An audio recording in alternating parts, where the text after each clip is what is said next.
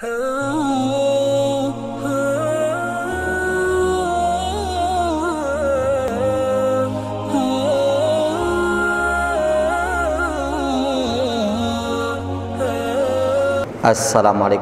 warahmatullahi wabarakatuh.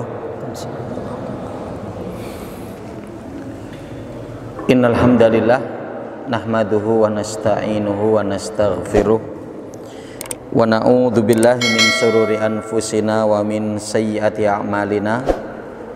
May yahdihillahu fala mudhillalah wa may yudlilhu fala hadiyalah. Asyhadu an la ilaha illallah wahdahu la syarikalah wa asyhadu anna Muhammadan abduhu wa rasuluhu la nabiyya wa la rasulahu ba'dah. Fa ya ma'syaral muslimin usikum wa nafsi bi taqwallah azza wa jalla faqad fazal muttaquna wal mu'minun haitsu yaqulullahu ta'ala ya ayyuhalladzina amanu taqullaha haqqa tuqatihi wa la tamutunna illa wa antum muslimun. Faqala ya ayyuhalladzina amanu taqullaha wa qulu qawlan sadida yuslih lakum a'malakum wa yaghfir lakum dzunubakum wa may yuti'illaha wa rasulahu faqad faza fawzan 'azima. Faqala Rasul sallallahu alaihi wasallam ittaqillaha haitsuma kunta wa adbi'i sayyi'atal hasanata tamhuha wa khaliqin nas bi khuluqin hasanin. Ma'syarul muslimin, Bapak Ibu hadirin jamaah majelis ilmu Masjid Al-Mu'awanah rahimakumullah. Alhamdulillah, puji syukur kepada Allah Subhanahu wa taala atas segala limpahan nikmah, taufik serta hidayahnya, sehingganya di malam hari ini kita dapat melazimi apa yang menjadi kewajiban kita selaku hamba Allah Subhanahu wa taala untuk melaksanakan sholat maghrib secara berjamaah, dan alhamdulillah kita dapat melanjutkannya dengan thalabul ilmi asyar'i, menuntut ilmu syar'i yang mudah-mudahan dengan berangkat dari keikhlasan dan kesungguhan kita, maka Allah Subhanahu wa taala akan berikan kemudahan kepada kita untuk memahami ilmu dan sekaligus dimudahkan kita untuk mengamalkannya. Shalawat bering salam semoga tercurah atas Nabi kita Muhammad sallallahu alaihi wasallam, pada keluarga beliau, para sahabatnya, tabi'in, tabi'ut tabi'in, dan orang-orang senantiasa komitmen dalam menjalankan sunnah beliau sampai datangnya hari kiamat kelak. Allahumma la sahla illa ma ja'altahu sahla wa anta taj'alul hazna idza syi'ta sahla.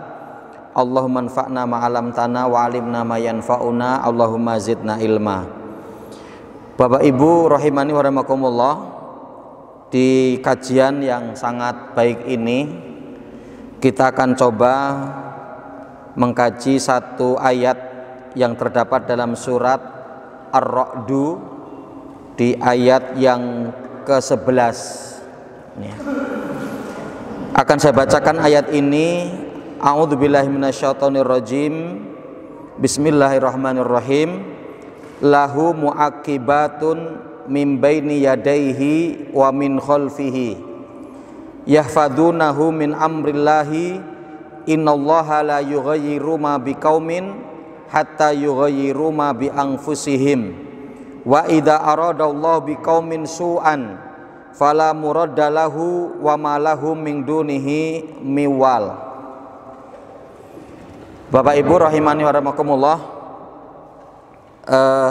ayat yang agung dan mulia, di mana nanti pada ayat ini kita akan terfokus untuk mengkaji pada lafaz innallaha la yughayyiru ma biqaumin hatta yughayyiru ma bi anfusihim.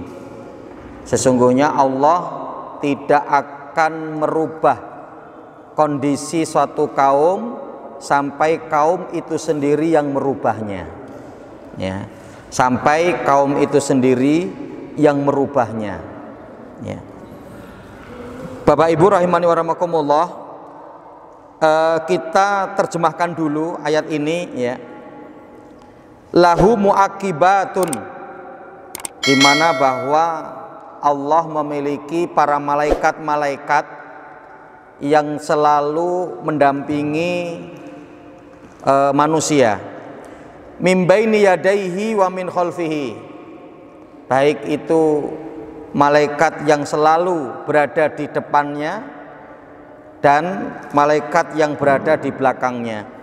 Yahfadunahu min amrillah, di mana malaikat-malaikat ini untuk menjaga, dan semua itu merupakan perintah dari Allah Subhanahu wa taala. Innallaha la yughayyiru ma biqaumin hatta yughayyiru ma bi anfusihim. Sungguhnya Allah tidak akan merubah kondisi satu kaum sampai kaum itu sendiri yang merubahnya. Wa idza aradallahu biqaumin su'an, ketika Allah Subhanahu wa taala menghendaki satu kaum itu keburukan, fala maraddalahu, tidak akan ada yang bisa menghalangi.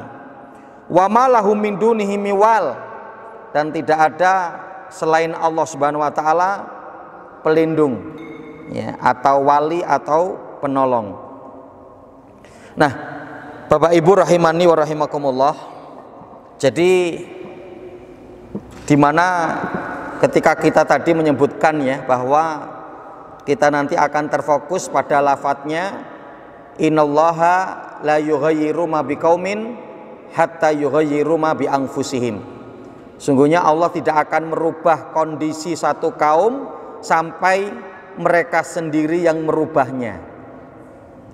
Berarti artinya bahwa dalam hal ini kita pahami Allah Subhanahu wa taala juga membuka peluang bagi hamba-hambanya untuk berubah, ya, membuka peluang kepada hamba-hambanya untuk berusaha, untuk berikhtiar, ya. Artinya tidak hanya sekedar bahwa semua itu, ya, atas takdir Allah, ya, kita mau berbuat ataupun tidak, kita mau melakukan sesuatu ataupun tidak, begitu, yang tidak ada campur tangan manusia, ya. Padahal artinya diantaranya dengan ayat ini memberikan satu petunjuk kepada kita, ya, Allah Subhanahu wa taala memberikan peluang untuk kita untuk berikhtiar, baik kita untuk berusaha, ya. Nah, ikhwanu fiddin rahimakumullah, tentunya diantaranya bahwa dengan ayat ini menunjukkan juga kepada kita bahwa kesiapan kita untuk maju, ya, kesiapan kita untuk menggapai keberhasilan dan kesuksesan, ya. Jadi dan kita untuk mau sukses dan tidaknya, mau maju dan tidaknya, mau beruntung dan tidaknya, itu, ya, tergantung pada diri kita, ya, kesungguhan kita, ya. Nanti kita akan lihat dalam konteks apa perubahan itu, yang kita akan lihat nanti tafsir para ulama, ya. Nah, Bapak Ibu rahimakumullah, di sini saya bawakan dua tafsir, dari tafsir Imam As-Sa'di dan juga tafsir Imam Al-Baghawi. Pertama kita akan lihat tafsir Imam As-Sa'di. Dikatakan di sini sebetulnya tafsir ini sebagaimana, ya, arti pada ayat ini, ya. Artinya tidak ada tafsir secara khusus di awal-awalnya. Kita akan lihat di sini pada lafadz lahu muaqibatun, lahu ai lil insan, artinya untuk manusia. Muaqibatun minal malaikah, jadi pada manusia itu adanya malaikat-malaikat. Yata'aqabuna fil laili wan nahar, yang mengawasi di setiap pagi siangnya maupun malam. Ya, jadi adanya terus malaikat yang mendampingi, baik itu malaikat yang di sebelah kanan kita untuk mencatat amal kebaikan, atau kemudian di sebelah kiri untuk mencatat amal keburukan. Ya. Mimbaini yadaihi wa min khalfihi yahfaduna min amrillah ay yahfaduna badanahu wa ruhahu min kulli man yuriduhu bisu. Ya, jadi diantaranya untuk orang-orang yang beriman bahwa para malaikat itu ya untuk mendampingi, baik itu berada di depannya maupun di belakangnya, untuk menjaga siapapun yang ingin berbuat buruk kepadanya, baik berbuat buruk untuk badannya ataupun ruhnya. Ya. Wa yahfaduna alaihi a'maluhu, dan untuk menjaga amal perbuatan-perbuatan mereka. Wa hum mulazimuna lahu daiman, di mana malaikat ini terus mendampingi terus menerus. Ya. Sehingga diantaranya dalam surat Al-Qamar Allah Subhanahu wa taala pun mengatakan apa? Kullu shaghirin wa kabirin mustator. Semua dosa kita yang kecil maupun yang besar itu tidak luput dari catatan. Ya. Jadi kullu shaghirin wa kabirin mustator. Jadi di mana malaikat ini terus ya mendampingi kita. Ya. Jadi ketika kita mungkin merasa sendiri, nggak ada yang tahu, nggak ada yang melihat, malaikat melihat kita, malaikat mengawasi kita. Fakama anna ilmallahi muhitum bihi, sebagaimana bahwa ilmunya Allah yaitu mencakup itu semua, mengetahui daripada makhluk-makhluknya, mengetahui apa yang dilakukan oleh hamba-hambanya, di mana ilmu Allah itu meliputi itu. Ya, maka nanti diantaranya ini adalah kaitan dengan ma'iyatullah.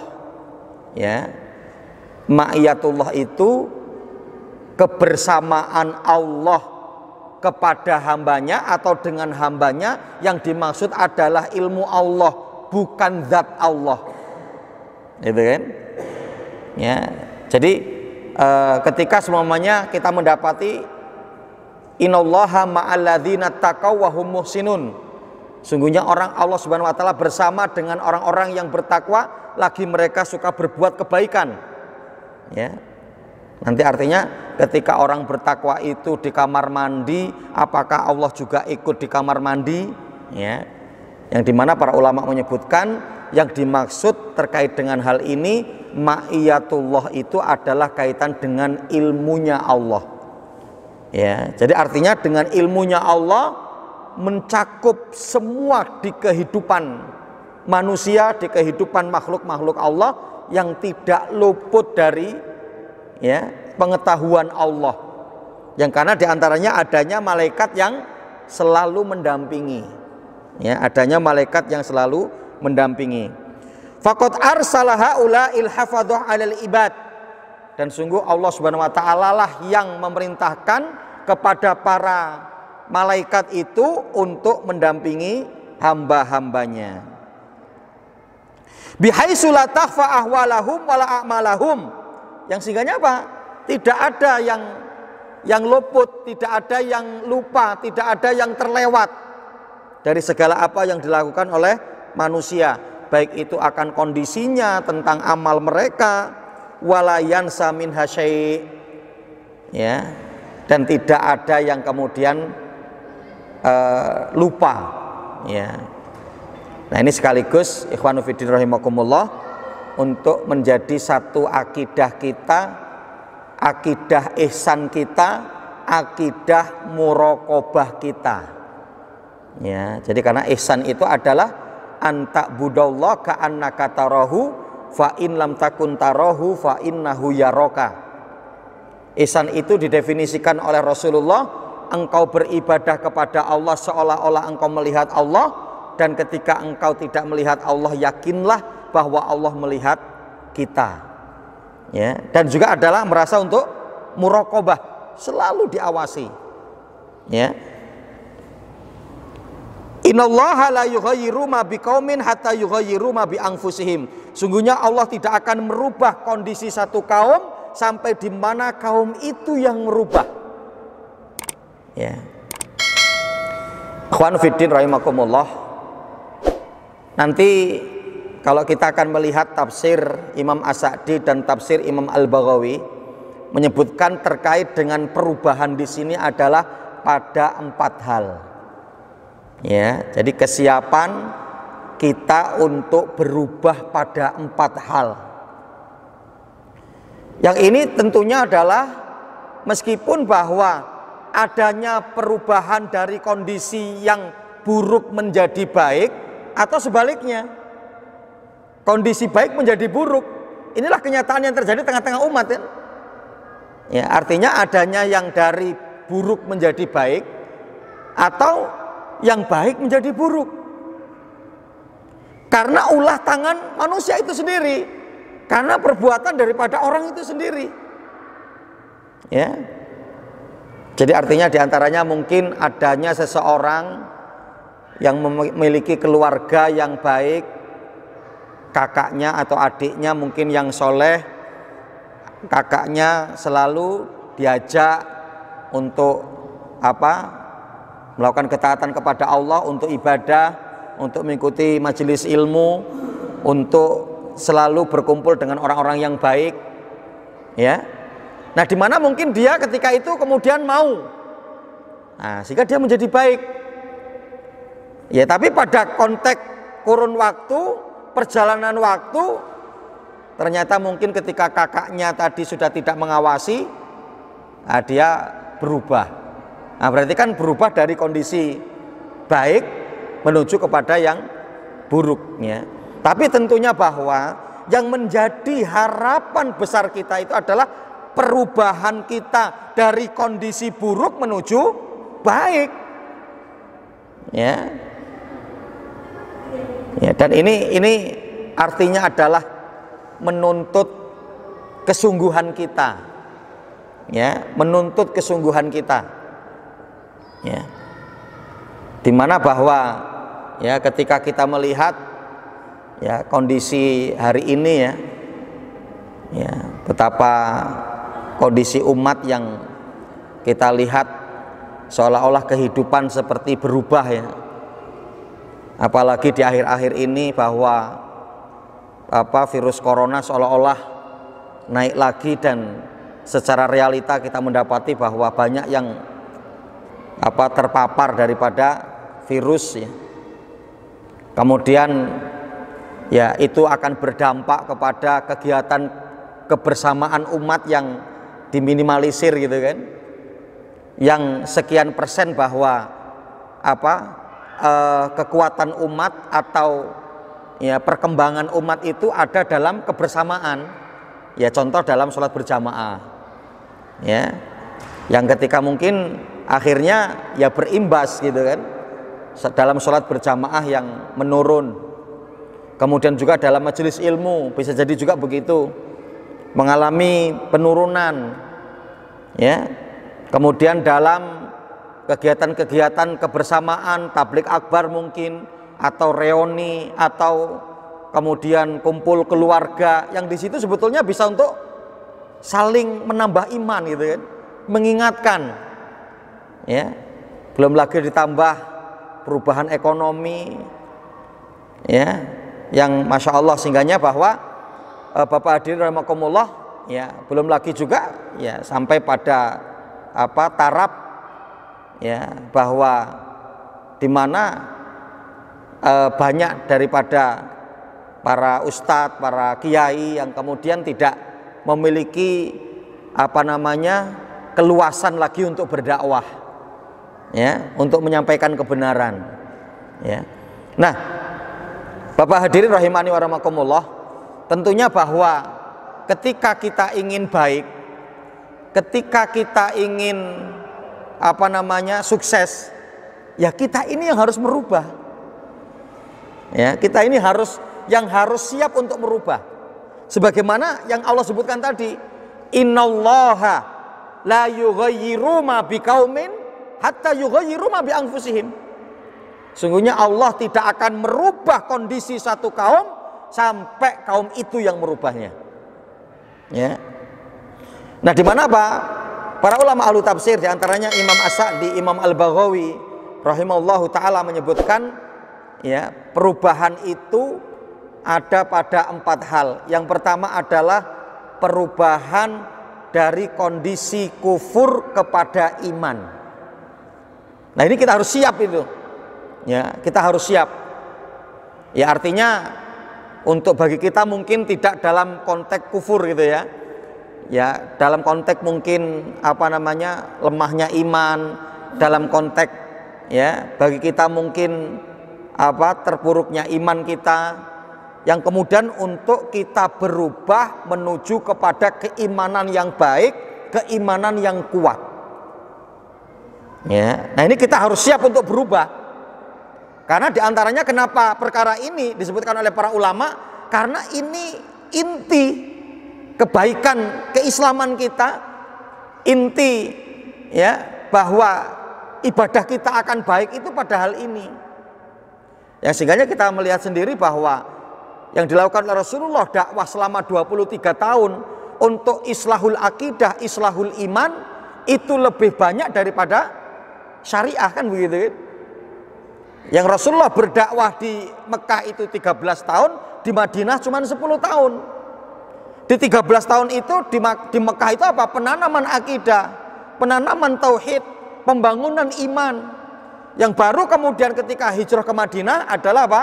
Turunnya aturan-aturan Allah, syariat terkait dengan ibadah-ibadah. Ya. Kaitan dengan sholat, puasa, itu kan turun di Madinah kan? Setelah hijrah. Ya. Nah, ini menunjukkan Bapak Ibu rahimakumullah, ya, bahwa kesiapan untuk berubah dari kekufuran menuju kepada iman. Ya. Dan ternyata kita akan melihat inilah diantara kesuksesan Rasul dan para sahabat. Kenapa Rasul Shallallahu Alaihi Wasallam itu ya dalam kurun waktu 23 tahun dakwah kepada umat tapi dapat merubah jazirah Arab? Karena apa? Kesungguhan dari kalangan para sahabat Nabi ketika mereka setelah menyatakan iman kepada Allah, mereka tidak rubah. Bahkan mereka kemudian semangat untuk mengaplikasikan keimanannya. Ya kan? Kita lihat ya, seperti diantaranya Umar ibn Khattab ya, terkenal bagaimana kegarangannya, kebengisannya kepada Nabi kan, yang sampai ketika ditanya, wahai Umar, apakah kamu mau memeluk Islam? Dia mengatakan, oh, Umar tidak mungkin memeluk Islam. Bahkan dia mengibaratkan apa? Lau aslama khibar Umar ibn Khattab la aslama Umar ibn Khattab. Kalaulah keledai Umar itu mau masuk Islam, maka Umar akan menyusul masuk Islam. Artinya apa? Menunjukkan bahwa kan keledai nggak mungkin masuk Islam, keledai itu nggak mungkin syahadat kan? Yang artinya apa? Umar nggak mungkin masuk Islam, tapi ternyata luar biasa. Bagaimana ketika kemudian hidayah itu menyapa, ya, daripada Umar ibn Khattab, masya Allah, ya, yang tadinya Rasulullah ibadahnya sembunyi-sembunyi di rumah Arqam bin Abil Arqam, ya, yang ketika itu Umar kemudian mengajak, ya Rasulullah, ayo kita langsung melakukan ibadah ya di depan Ka'bah. Rasulullah mengatakan, oh jangan, kita masih lemah, kita belum punya kekuatan. Kemudian Umar mengatakan, tidak ya Rasulullah, siapapun yang akan menghalangi daripada dakwah kita, siapapun yang akan menghalangi apa yang dilakukan oleh Umar, kalau mereka tidak menginginkan anak mereka menjadi yatim, kemudian istri mereka menjadi janda, maka lakukanlah itu. Ya, tapi kalau tidak, biarkan apa yang akan dilakukan oleh Umar. Subhanallah ya. Setelah kemudian tertancapkan keimanan dalam hatinya, menjadi seorang muslim, menjadi seorang mukmin, luar biasa. Berubahnya itu luar biasa. Ya. Kita juga melihat diantaranya sahabat Nabi Shallallahu Alaihi Wasallam, Ikrimah bin Abi Jahal ya. Masya Allah. Ikrimah bin Abi Jahal ini kan kayak bapaknya kan, Abu Jahal kan, yang memiliki permusuhan, pertentangan yang luar biasa kepada Nabi. Ya, tapi setelah kemudian peristiwa Fatu Mekah, kemudian dia sudah kebingungan kan, ya, bahkan luar biasa diantaranya bentuk prinsip Rasulullah. Ya, ketika orang-orang Quraisy yang dulu memusuhi kita, memusuhi Muhammad dan para sahabatnya, maka tidak ada maaf bagi mereka. Bahkan siapapun yang mendapati mereka dimanapun, maka untuk membunuhnya. Ya kan? Takutnya Ikrimah bin Abi Jahal itu luar biasa, sampai kemudian dia kabur lari ke daerah Yaman kan. Ya. Tapi kemudian ketika itu istrinya Ummu Hakim meminta kepada Rasulullah, ya Rasulullah, karena Ummu Hakim sudah masuk Islam, ya Rasulullah, berikanlah keamanan untuk Ikrimah bin Abu Jahal. Ya. Berikanlah keamanan, ya, perlindungan, yang mudah-mudahan dia pun nanti akan masuk Islam. Gitu kan? Akhirnya hal itu disetujui oleh Rasulullah, disusul sama istrinya. Ya kan? Disusul sama istrinya. Yang kemudian setelah kemudian sampai ke Mekah kembali, setelah penaklukan kota Mekah itu, setelah kemudian kembali dan langsung diajak untuk bertemu dengan Rasul, ketika itu kemudian mengucapkan syahadat. Dan apa yang dia lakukan? Ya Rasulullah, dulu ketika hartaku untuk memerangi Islam, ketika hartaku untuk membunuh para sahabatmu, sekarang hartaku akan aku gunakan di jalan Allah Subhanahu wa taala. Wah, itu luar biasa kan? Bagaimana bentuk ketika sudah berubah dari kekufuran menuju iman. Begitu. Ya. Yang bisa jadi bahwa ya, masih betapa banyak kelemahan-kelemahan kita. Ya, yang kita ini dilahirkan dalam kondisi muslim, orang tua kita muslim, yang bisa jadi semangat kita untuk mengamalkan Islam itu belum besar. Ya, kepedulian kita terhadap Islam itu pun belum besar. Ya. Nah, karenanya kaum muslimin rahimakumullah, ini menjadi satu pelajaran penting bagi kita. Karena diantaranya kuatnya dan kokohnya ibadah kita kepada Allah, mampunya kita untuk selalu beribadah kepada Allah dengan istiqomah, itu diawali dengan akidah yang kuat, diawali dengan keimanan yang kuat. Ya, di antaranya hal ini yang Allah Subhanahu wa taala sebutkan dalam surat Toha ayat yang ke-14. Allah Subhanahu wa taala mengatakan, innani anallah la ilaha illa ana fa'budni, ya, wa aqimis sholata li dzikri. Allah sebelum mengatakan untuk agar beribadah kepadanya, sebelum mengatakan untuk mendirikan sholat, apa yang diperintahkan oleh Allah? Untuk agar mengenal Allah terlebih dahulu. Innani anallah la ilaha illa ana. Untuk kita mengenal Allah, sesungguhnya aku adalah Allah, aku sebagai Rabb kalian, aku sebagai Tuhan kalian, yang tidak ada ilah melainkan aku, kata Allah. Setelah kita mengenal Allah, baru apa? Fa'budni, beribadahlah kepada Allah. Wa aqimis sholata li dzikri, baru berdirikanlah sholat untuk selalu mengingat Allah. Semua itu dilakukan pada saat kapan? Setelah kita mengenal Allah, setelah akidah kita kuat, setelah iman kita kuat, maka untuk melakukan ibadah, ketaatan-ketaatan kepada Allah, niscaya ibadah dan ketaatan kita kepada Allah bisa istiqomah selagi bahwa iman kita baik kepada Allah. Nah, ini yang pertama disebutkan oleh kalangan para ulama, yang dimaksud berubah atau perubahan ini, berubahnya kita ini pada tentang kekufuran menuju kepada iman. Nah, ini yang pertama. Ya, adapun kemudian yang kedua adalah dari maksiat menuju taat. Ya, dari maksiat menuju taat. Ya, nah kita ini harus berubah ini. Ya, dari buruk, dari melakukan hal-hal yang menentang Allah, menyelisihi Allah, menyelisihi Rasulnya, untuk kemudian kita rubah kepada ketaatan. Ya, karena maksiat itu akan mengotori hati.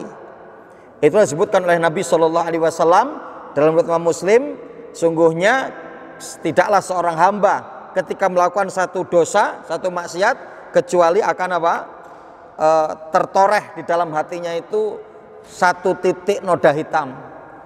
Ketika dia menambah akan terus bertambah. Ketika dia menambah maksiat akan terus sampai di mana hati itu menjadi hitam.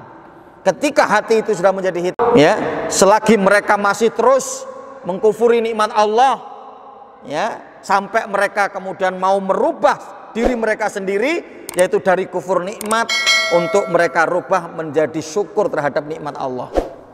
Ya, yang sehingganya bahwa kita akan selalu mendapatkan ketenangan dan ketentraman hati kita, ya, akan mendapatkan ketenangan dan ketentraman dalam jiwa kita. Karena apa? Kita untuk mensyukuri nikmat Allah. Ya, Masya Allah, nikmat Allah yang cukup begitu banyak dan besar yang Allah Subhanahu wa ta'ala berikan kepada kita. Yang di dalam, ya, surat Ibrahim ayat 34, Allah Subhanahu wa ta'ala mengatakan, wa in ta'uddu nikmatallahi la tuhsuha. Ya, kalaulah kalian akan menghitung-hitung nikmat Allah, maka kalian tidak akan mungkin sanggup untuk menghitungnya. Innal insana ladzulumun kafar. Tapi ternyata banyak manusia itu yang dolim dan kufur. Ya, dia merasa masih muda, umur masih panjang, ya, santai-santai dululah untuk ibadah, ya, untuk habiskan waktunya dululah sementara untuk senang-senang main sana main sini, ya. Kemudian juga masih merasa kemudian diberikan kenyamanan oleh Allah dengan harta yang banyak, pekerjaan yang yang layak, gaji yang tinggi, ya, ternyata menjadikan tidak untuk bersyukur kepada Allah, ya. Nah, maka kita untuk merubah itu, ya, maka konsep Nabi Shallallahu Alaihi Wasallam itu sangat luar biasa. Rasulullah itu kalau ketika mendapati yang dia sukai, maka akan selalu mengatakan kepada Allah, Alhamdulillah. Itu yang selalu Rasulullah sampaikan. Tapi ketika Rasulullah mendapati yang tidak beliau sukai, apa yang disampaikan Rasulullah? Alhamdulillahi ala kulli hal. Tetap untuk memuji Allah, ya, tetap untuk memuji Allah. Ya, ini perkara yang sangat penting, ya, untuk membangun kehidupan kita sehingga kita tidak mengeluh kepada Allah, kita tidak mengkufuri nikmat Allah, ya, sekecil apapun, sedikit apapun, tapi kita syukuri. Itu sudah menjadi janji Allah, la in syakartum la azidannakum. Kalaulah kalian mensyukuri nikmatku, maka akan aku tambah, kata Allah. Ya, syukuri itu. Ya, begitu juga para ibu-ibu, para wanita itu untuk mensyukuri apa yang diberikan oleh suaminya, apa yang didapatkan oleh suaminya.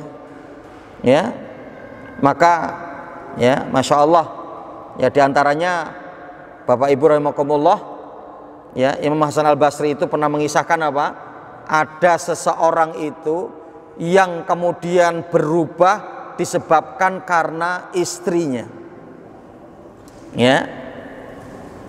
Jadi sampai ketika kemudian Imam Hasan Al-Basri ketika beliau berjalan di pasar, ya, itu mendapati ada orang yang sedang berjual beli, tapi dengan jual beli yang nggak benar.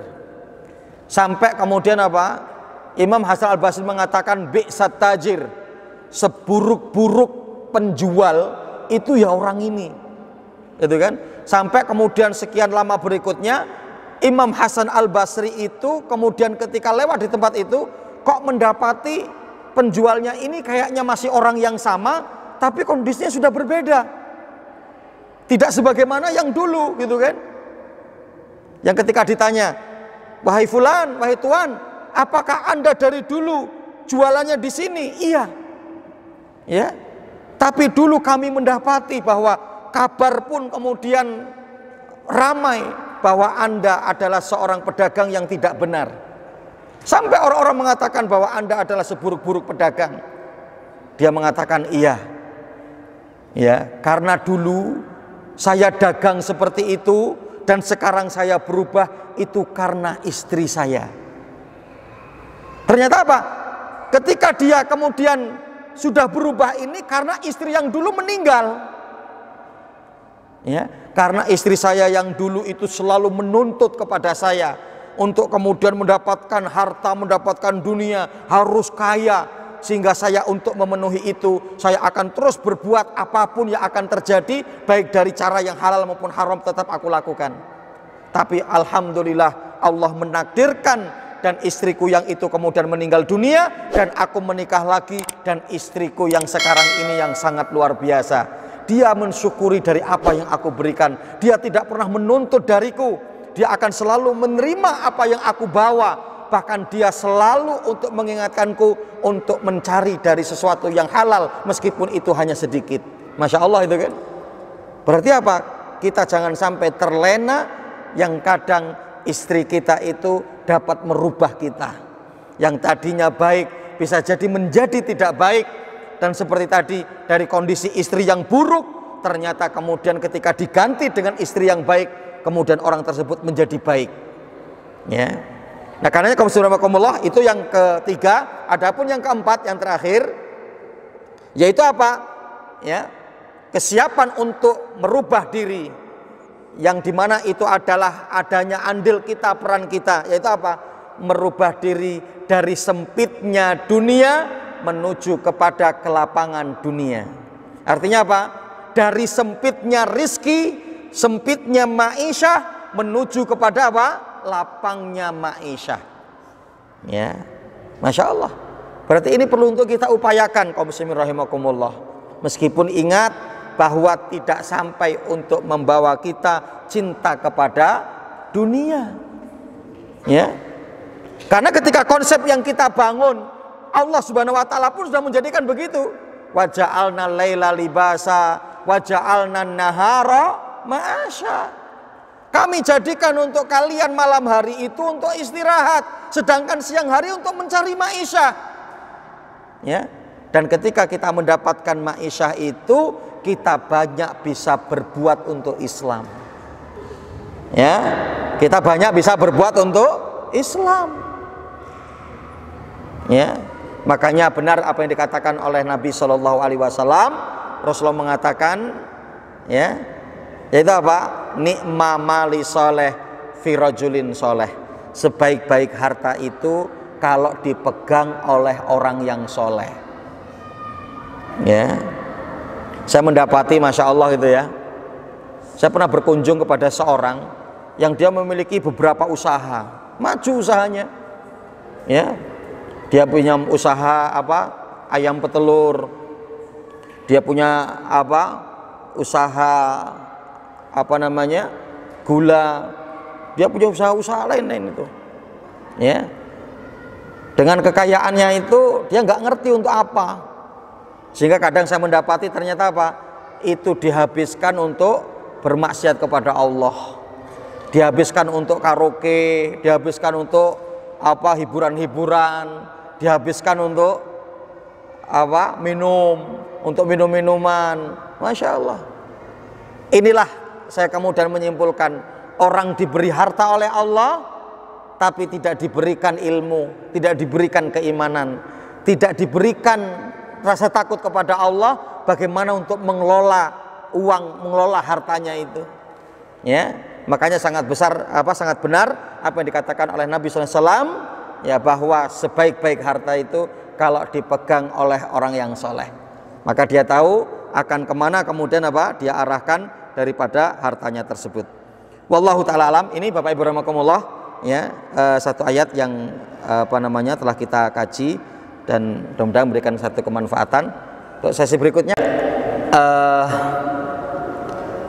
mungkin akan saya jawab sedikit ya kaitan dengan hal itu. Artinya diantaranya bahwa memang mimpi itu adalah buah atau hasil dari apa yang kita pikirkan dan angan-angan kita, yang itu kemudian diantaranya akan terbawa ke dalam mimpi, gitu kan. Jadi kalau kita sebelum tidur itu mungkin mikirkan apa, ada satu pikiran apa, beban apa, nah itu kadang nanti akan sampai terbawa kepada mimpi. Maka diantaranya tadi itu seperti itu, gitu kan. Adapun kalau kemudian secara realitanya, kemudian realnya, ya dalam mimpi itu kemudian terjadi seperti itu, wallahu taala alam. Saya belum berani untuk mentakwilkan kalau yang arti dalam mimpi itu adalah begitu. Artinya kalau kaitan dengan perpecahan umat, artinya perbedaan, ini kan memang maklum ya bagi kita. Artinya memang sudah terjadi, ya. Perpecahan, perbedaan itu memang sudah terjadi. Nah, adapun artinya kaitan dengan sampean sendiri adanya pikiran bahwa untuk memilih, ya karena pernah bertanya, kemudian untuk memilih mana yang untuk harus diikuti begitu. Nah, tentunya bahwa dalam perkara ini kan ada adab-adab. Artinya ada adab-adab itu ada cara gitu. Yang diantaranya bahwa cara itu ya tentunya tidak keluar dari Al-Quran dan Sunnah. Ya, maka nanti kita akan lihat istilahnya bahwa perbedaan itu terjadi dalam perkara apa, yang tentunya kita untuk mengambil yang dimana memiliki dalil yang kuat, gitu kan? Yang memiliki dalil yang kuat, dalil bersumber dari Al-Quran maupun Sunnah. Kemudian kalau nanti di dalam Al-Quran dan Sunnah itu mungkin tidak kita temukan, maka nanti akan turun kepada pendapat para ulama, ya. Nah, ketika dalam pendapat para ulama ini pun terjadi perbedaan, maka nanti kita akan mengambil, yaitu apa? Ketika terjadi perbedaan antara ulama salaf dengan ulama khalaf, ya, maka kita untuk lebih mengambil ulama salaf. Ya, artinya ulama-ulama terdahulu dengan setelahnya. Maka nanti kita akan bisa juga diantaranya mengkaji, ulama ini berpendapat seperti ini, ulama ini berpendapat seperti ini. Nanti di mana bahwa kalau itu murni daripada pendapat mereka, artinya tidak ada rujukannya kepada Al-Quran dan Sunnah. Kalau ada rujukannya kepada Al-Quran dan Sunnah, kita akan mengikuti yang itu. Tapi kalau itu murni adalah memang pendapat ijtihad, maka kita akan lihat ulama mana yang lebih dekat masa hidupnya dengan Nabi.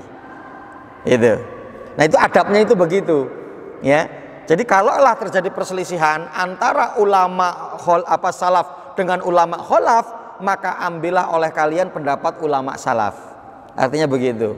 Nah, ini jadi artinya sehingga di sini adanya satu adab-adab yang kita memiliki bekal ilmunya nanti untuk